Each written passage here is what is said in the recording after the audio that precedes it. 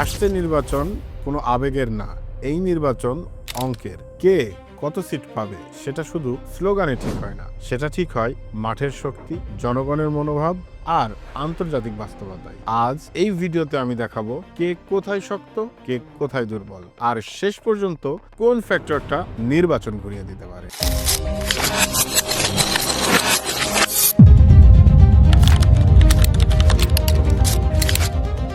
আসসালামু আলাইকুম বন্ধুরা, আপনারা দেখছেন নাইম ব্লগ। আমি নাইম ইসলাম আছি আপনাদের সাথে। আজকে আলোচনা করব আসন্ন নির্বাচন নিয়ে। এই নির্বাচন আসছে এমন একটা সময়ে যখন দেশ তিনটা বড় চাপের ভেতর দিয়ে যাচ্ছে: অর্থনৈতিক চাপ, রাজনৈতিক অবস্থার সংকট এবং সামাজিক বিভক্তি। এখানে প্রশ্ন শুধু সরকার বদল হবে কিনা সেটা না, প্রশ্ন হচ্ছে জনগণ আদৌ এই নির্বাচনে অংশগ্রহণ করতে আগ্রহী কিনা। ক্ষমতাসীনদের সবচেয়ে বড় শক্তি প্রশাসনিক অভিজ্ঞতা, রাষ্ট্রযন্ত্রের উপর প্রভাব, উন্নয়নের দৃশ্যমান কিছু অর্জন। কিন্তু দুর্বলতা কোথায়? মূল্যস্ফীতি, জীবনযাত্রার ব্যয়, তরুণদের মধ্যে হতাশা এবং দীর্ঘদিন ক্ষমতায় না থাকার আক্রোশ।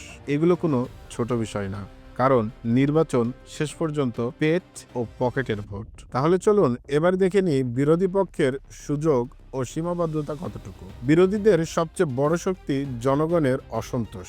কিন্তু শুধু অসন্তোষ দিয়ে কি নির্বাচন জেতা যায়? তাদের সামনেও তিনটা বড় প্রশ্ন: মাঠে সাংগঠনিক শক্তি কতটা, ভোট কেন্দ্রে ভোটারদেরকে আনতে পারবে কিনা, নির্বাচনী কৌশল কতটা বাস্তবসম্মত।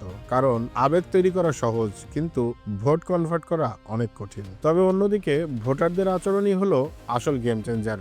এইবার ভোটারদের আচরণ আগের মতো না। আগে মানুষ দল দেখে ভোট দিত, এখন মানুষ হিসেব করে ভোট দেয়। আমার লাভ কি, আমার ভবিষ্যৎ কোথায়, এসব হিসাব করে তরুণ ভোটাররা রাজনৈতিক বক্তৃতার চেয়ে জীবনের নিশ্চয়তা চাই বেশি। এই নির্বাচনের সবচেয়ে বড় ভেরিয়েবল হলো ভোটার উপস্থিতি। ভোটার উপস্থিতি বেশি হলে ফলাফল অপ্রত্যাশিত হতে পারে, উপস্থিতি কম হলে খেলাটা একপাক্ষিক হওয়ার সম্ভাবনাও থাকে। সোজা কথা, যে পক্ষ মানুষকে কেন্দ্রে আনতে পারবে তারা এগিয়ে থাকবে। এই নির্বাচন শুধু দেশের ভেতরের না, আন্তর্জাতিক চোখও এখানে আছে।